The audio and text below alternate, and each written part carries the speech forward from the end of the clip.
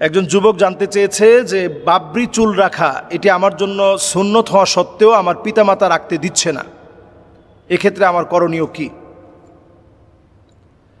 আসলে বাবরি চুল একটা ফ্যাশনেবল ট্রেন্ডিংয়ে এখন পরিণত হয়েছে।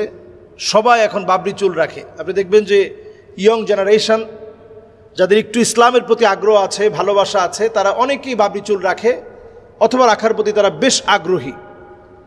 এই আগ্রহের ক্ষেত্রে আমরা তাদের আগ্রহের কমতি দেখতে চাই না, বরং তারা রাখুক।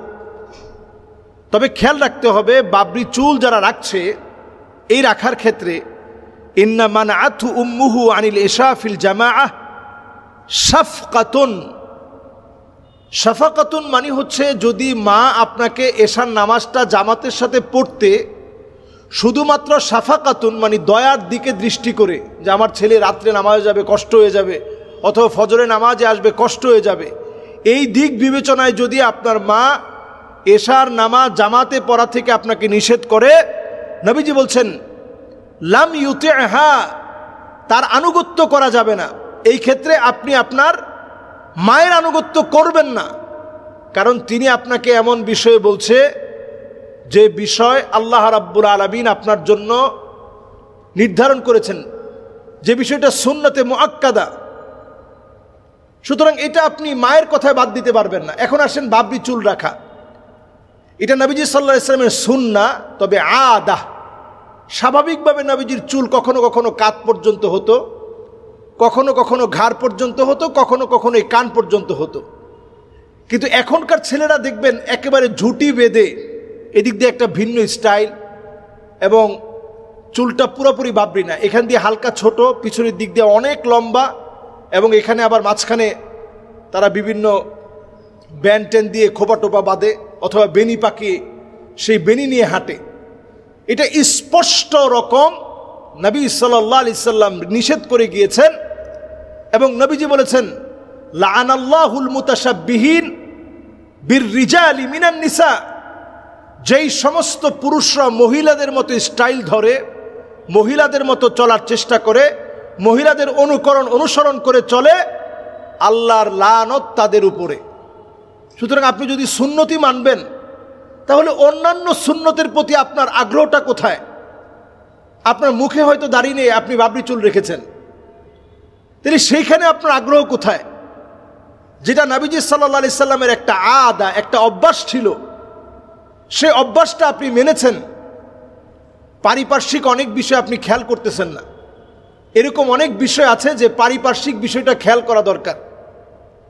পারিপার্শ্বিক বিষয় খেয়াল না করলে আপনি অনেক ধরনের ঝামেলায় পড়তে পারেন। যদি আপনি সুন্নতকে ভালোবেসে রাখতে চান, এক্ষেত্রে আমি বাধা দেব না।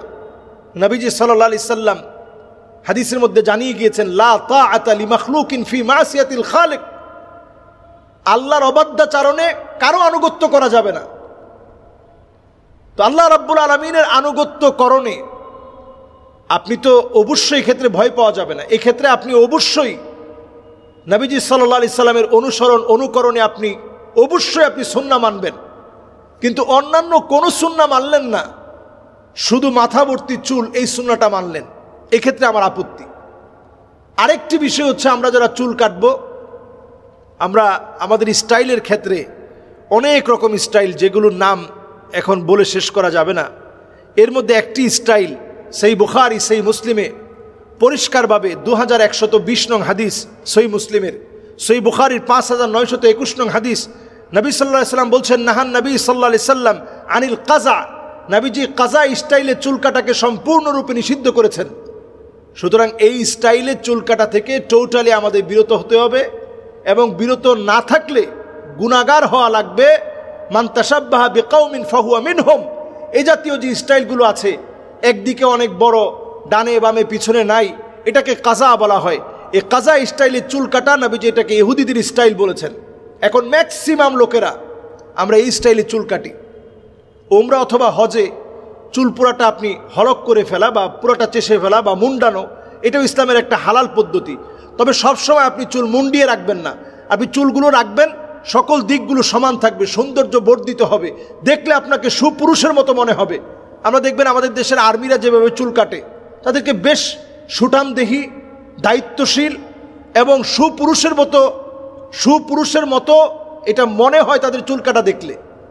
কিন্তু আমরা এখন এমনভাবে চুল কাটি, চুলের মধ্যে বিভিন্ন ফোন নাম্বার, বাড়ির ঠিকানা সব আমরা চুলের ভিতরে দিয়ে দিই। চুলের ভিতরে এখন আগুন ধরিয়ে দেওয়া হয়, এটা একটা স্টাইল। এমনকি চুল কাটতে গিয়ে খুঁট দিয়ে পোজ দেওয়া হয়, এদিক দিয়ে কেটে রক্ত ঝরতেছে, এটা এখন স্টাইল হয়ে গেছে। এই সমস্ত ট্রেন্ডিং স্টাইল আমাদেরকে জাহান্নামের দিকে নিয়ে যাবে। খবরদার যুবকেরা, আমাদের সময় হয়েছে ফিরে আসার। বাদা আল ইসলাম গরিবান ওয়াসায়াউদু গরিবান তুবা লিল গুরাবা। ইসলাম এসেছে ব্যতিক্রম কিছু যুবকদেরকে দিয়ে, আবার ব্যতিক্রমদেরকে দিয়েই ইসলাম বিজয়ী হবে। আল্লাহ রাব্বুল আলামিন আমাদের যুবকদেরকে ব্যতিক্রম যুবক হিসেবে আল্লাহ তাআলা কবুল করুক। আসসালামু আলাইকুম ওয়া রাহমাতুল্লাহি ওয়া বারাকাতুহু।